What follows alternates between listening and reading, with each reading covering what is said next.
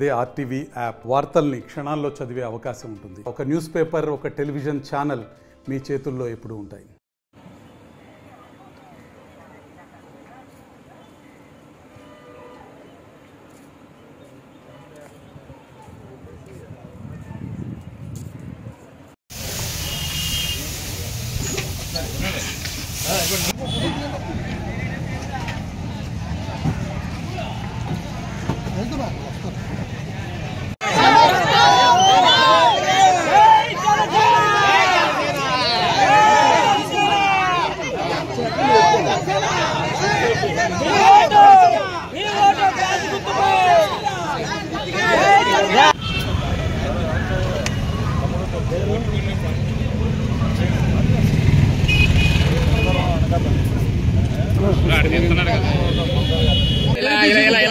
ఇలా ఉంది సార్, బాగున్నారా?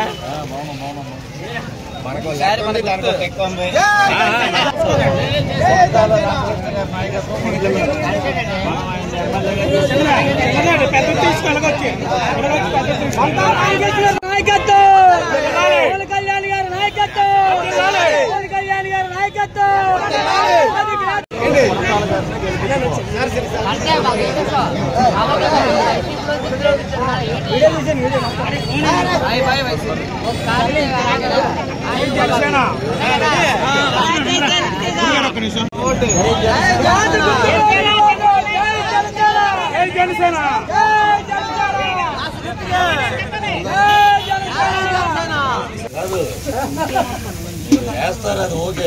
100 మంది చెప్పాలి క్లాసుకి మన జనసేనకి. మనం పడ్డాం కష్టాలు బాధలు ఇవన్నీ 10 ఏళ్ళు.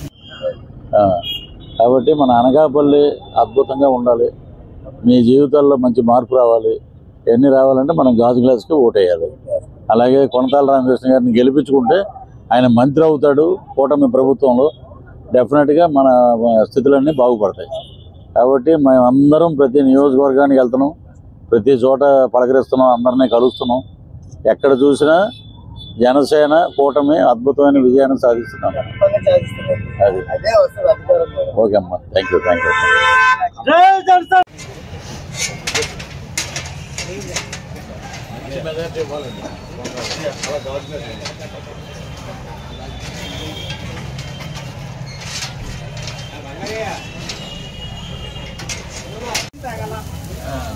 గ్లాస్ అన్ని రకాలుగా ఉపయోగం మనకి. అది అడెవడో దరిద్రుడు మాట్లాడాడు, ఏది గ్లాస్ తీసుకెళ్ళి సింక్లో పడేయాలండి. ఏముండదు అక్కడ. ఇప్పుడు ఎక్కడన్నా శుభ్రంగా గ్లాసులో హాయిగా టీ తాగుతుంది, అక్కడికి వెళ్తే గేంజి తాగటమే. ఏముండదు, ఎవడో పట్టించుకోరు. ఒకటి అసంతృప్తిలో ఉన్న వాళ్ళందరికీ సరే కష్టపడి పనిచేశారు. నేను కొత్తగా 2020 నుంచి సింపథైజర్గా ఉన్నాను. మొన్న మధ్య కండువా కప్పుకున్నాను. కష్టం అనేది ప్రతి ఒక్కరు సీట్ ఆశించిన వాళ్ళకి సీట్ రాకపోతే బాధ ఉంటుంది. అది ఎవరైనా మనం దాన్ని ఒప్పుకోవాలి. సరే, దానికి వ్యతిరేకంగా సీట్ రాకపోతే మేము వెళ్ళిపోతాం, మేము అటు వెళ్ళిపోతాం, నీ అంతు తెలుస్తాం, పరుష పదజాలంతో చాలా వరకు మాట్లాడతారు. నిన్న ఎవరో సరోజ అని ఒక ఆమె ఎవరో సెట్టుబడికి సంబంధించిన క్యాండిడేట్, ఆమె ఏదో మాట్లాడేసింది నాదెండ్ల మనోహర్ గారిని, పవన్ కళ్యాణ్ గారిని. అంటే సీట్ ఇస్తే మంచి వాళ్ళు సీట్ ఇవ్వకపోతే. ఇప్పుడు ఏంటంటే ఆయన ఎంత త్యాగం చేశారు. ఇప్పుడు పోయినసారి 110 సీట్లు ఇచ్చారు. 110 సీట్లు ఇస్తే ఏం చేశారు? ఆ కాపులో ఇవ్వాలన్నారు. అక్కడ చూపించారు ఏంటనేది. ఆ గెలిచిన ఒకడు ఆడటు పోయాడు, ఆడికి చరిత్ర అయిపోయింది అక్కడితోటి. సో పవన్ కళ్యాణ్ గారు ఈసారి ఏంటి ఎలా చేశారు? ఒక దుర్మార్గుని ఎదుర్కోవాలంటే 3 పార్టీల ఐక్యత.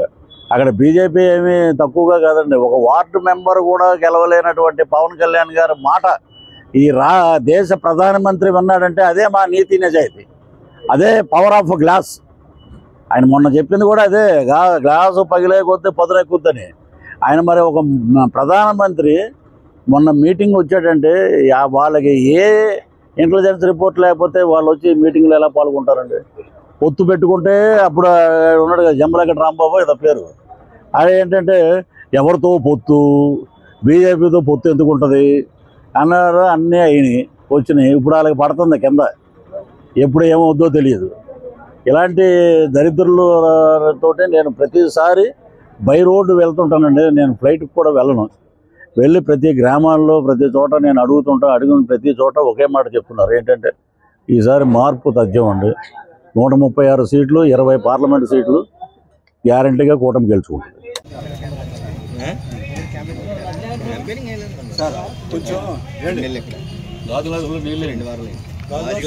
ఇప్పుడు అద్భుతంగా ఉందండి, అది ఒప్పుకోవాలి మనం. తిరుమల అద్భుతంగా ఉంది. శ్రీనివాసరావు గారు అని ఆయన ఈవో గారు ఆయన ఉన్నారు. ఆయన చాలా అద్భుతంగా భక్తిభావంతో ఉండేవారు. అంతకుముందు మనకి కనుమూరు బాపిరాజు గారు ఉండేవారు. ఇతను వచ్చినప్పటి నుంచి దాచుకోవటమే కదా మొత్తం.